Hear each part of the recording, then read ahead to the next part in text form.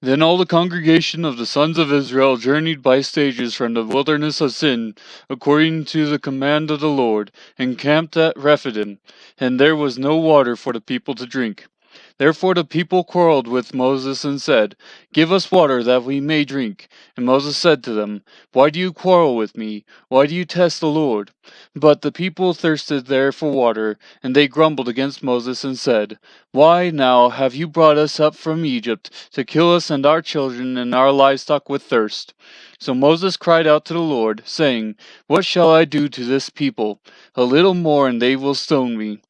Then the Lord said to Moses, Pass before the people, and take with you some of the elders of Israel, and take in your hand your staff with which you struck the Nile, and go.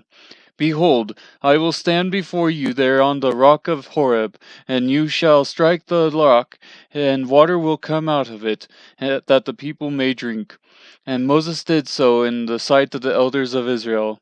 He named the place Massah and Meribah, because of the quarrel of the sons of Israel, and because they tested the Lord, saying, Is the Lord among us or not?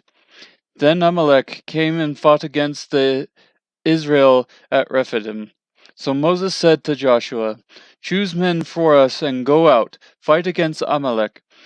Tomorrow I will station myself on the top of the hill with the staff of God in my hand. Joshua did as Moses told him and fought against Amalek. And Moses, Aaron, and Hur went up to the top of the hill. So it came about when Moses held his hand up that Israel prevailed, and when he let his hand down, Amalek prevailed. But Moses' hands were heavy. Then they took a stone and put it under him, and he sat on it. And Aaron and Hur supported his hands, one on one side and one on the other. Thus his hands were steady until the sunset. So Joshua overwhelmed Amalek and his people with the edge of the sword.